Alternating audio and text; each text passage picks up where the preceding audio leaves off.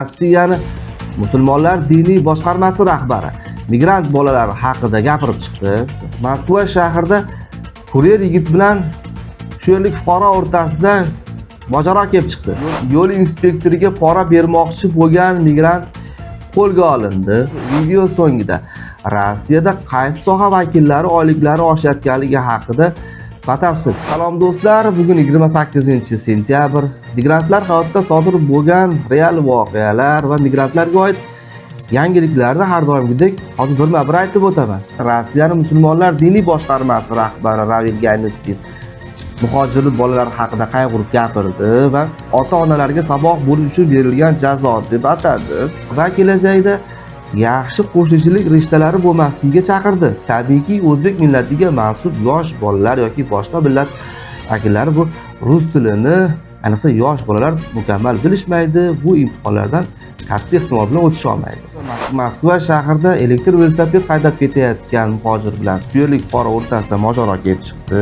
Bu rossiyalik erkak kuryer yigitni beruxsat videoga olib haqoratlagan hamda mushtlashuvga chaqirishga uringan. Я могу с тобой не драться, я тебя могу прям тут положить вот так. Тебе какая разница, кто ты такой? Я человек, я гражданин. Ну какая А разница? почему ты нарушаешь правила? Уберем вот эту камеру. Нет. Почему ты нарушаешь правила? Ну, тебе какая разница? Убери свой велосипед с дороги. Почему ты на дороге его поставил? Я где хочу я ставлю? Где хочешь ставишь? Ну хочешь, я сейчас сотрудника полиции вызову. Позови.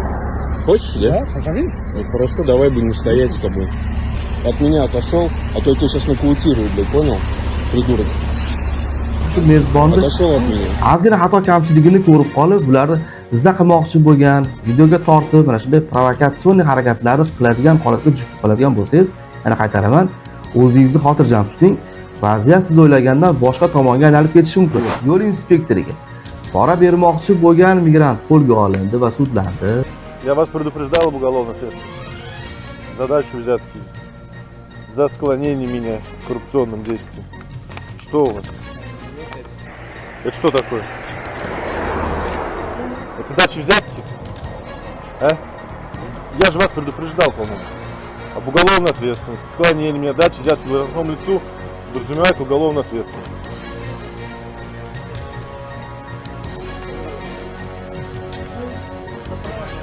Пойдемте со мной.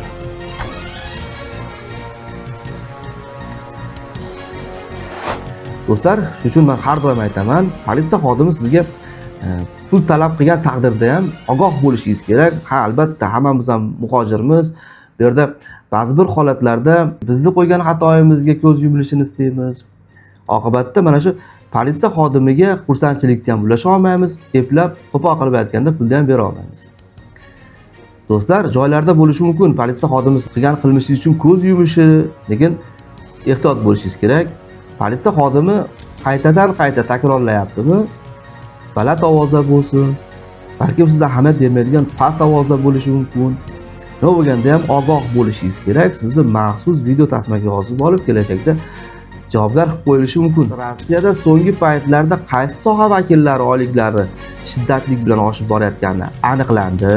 2025-yil jadvali bo'yicha quruvchilarning oyligi jadallik bilan ko'tarilyapti. Oyliklari ko'tarilishi bo'yicha ular dasturchilar va marketologlarni ham ortda qoldirishyapti. Yil boshidan beri oyliklar 23% ga deyarli oshgan.